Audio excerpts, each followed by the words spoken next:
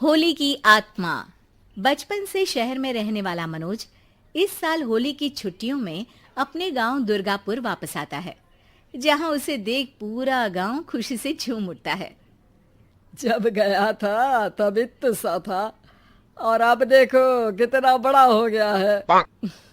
हाँ सरपंच जी, जब मैं गया था तब आप भी बहुत जवान थे और अब देखो कितने बूढ़े हो गए हैं आप।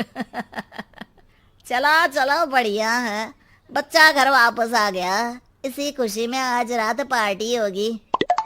क्या बात है, गांव में भी पार्टियां होने लगी। वैसे अगर पार्टी की बात है तो आज क्यों सीधा होली पार्टी करते हैं।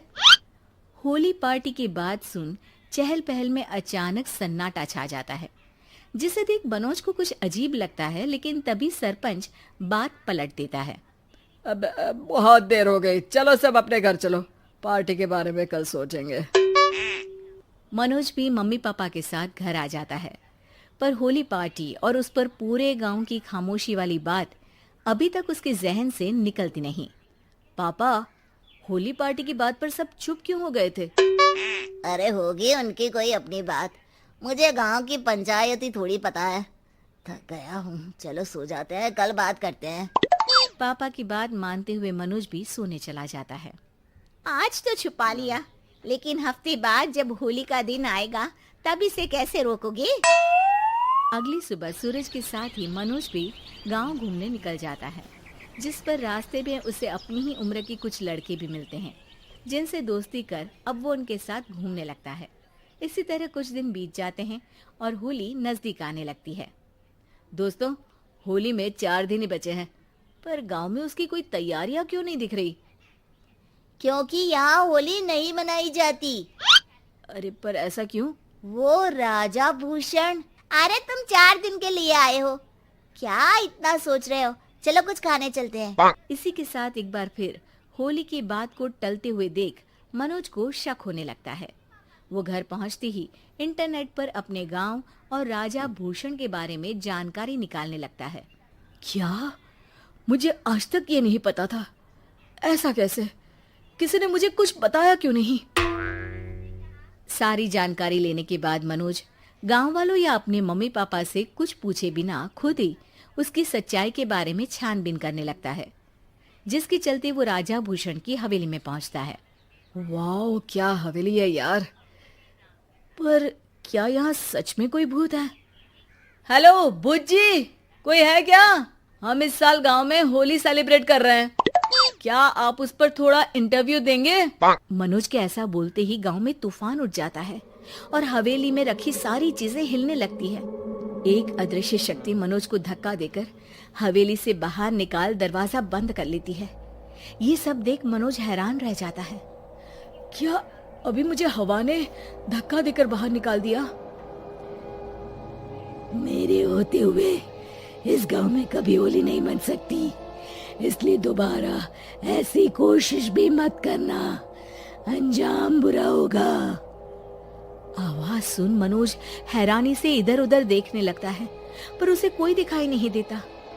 वो गांव वापस आ जाता है, जहां तूफान की वजह से सब कुछ तहस महस हो चुका होता है। आखिर ये तूफान आया कैसे? ना ऐसा कोई मौसम था और ना ही हमने होली का त्योहार मनाने की बात की थी। सरपंच की बात पर कोई रिएक्शन दिए बिना मनोज चुपचाप अपने घर चला जाता है। इस तरह देखते ही देखते होली का दिन भी आ जाता है और मनोज रंग लेकर गांव में निकल जाता है, लेकिन गांव पूरी तरह खाली होता है। अरे त्योहार का दिन है, धूमधाम की जगह मातम क्यों मनाया हुआ है? मनोज की आवाज सुन सब अपने घर की खिड़कियां खोल के घर के अंदर से ही उसे वापस जाने के लिए कहने लगते हैं, पर वो किसी की नहीं सुनता। तुझे पहले भी समझाया था, अगर होली खेलने की कोशिश भी की तो अच्छा नहीं होगा। अरे बात मान लो बेटा, तुम्हें सच नहीं पता। मुझे सब पता है। सालों पहले इस राजा ने एक अंधविश्वास फैलाया और आप लोग आज तक उसे मानते आ रहे हो। अरे बेटा, जब तुम पैदा भी नहीं हुए थे उससे भी बहुत पहले से इस गांव पर होली का श्राप है। अगर गांव में होली का त्योहार मनाया जाता है तो प्रलय आना पक्की बात होती है। राजा भूषण इस सब में नहीं मानते थे और त्योहार मनाने लगे, जिसके चलते होली वाले ही दिन पहले उनके बेटे की और फिर उनकी मृत्यु हो गई। तभी से गांव की रक्षा के लिए उनकी आत्मा उस हवेली में रह रही है। सबकी बातें सुन मनोज उलझन में पड़ जाता है। सोचना भी मत मनोज, अगर तुमने इस परंपरा को तोड़ने की कोशिश भी की तो उसका परिणाम इस गांव और गांव के लोगों के लिए अच्छा नहीं होगा। मुझे भी यकीन नहीं हो रहा कि आप लोग एक बेतुकी बात को मानकर सालों से रंगों के त्योहार को मातम की तरह मनाते आ रहे हो। मनोज किसी की कोई बात ना मानते हुए पूरे गांव में रंग बिखेर देता है, जिसके तुरंत बाद वहां तूफान के साथ बिजलियां गरजने लगती है। अचानक मौसम में ऐसा बदलाव देख जहां मनोज कंफ्यूजन में आ जाता है, वहीं गांव वाले डर से सहम जाते हैं।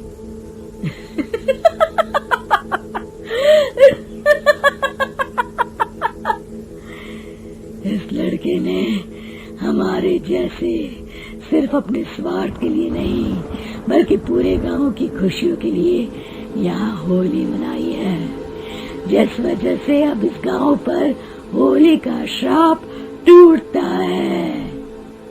ऐसा बोलकर राजा का भूत वहां से गायब हो जाता है, जिसके बाद गांव के लोग धूमधाम से होली मनाते हैं।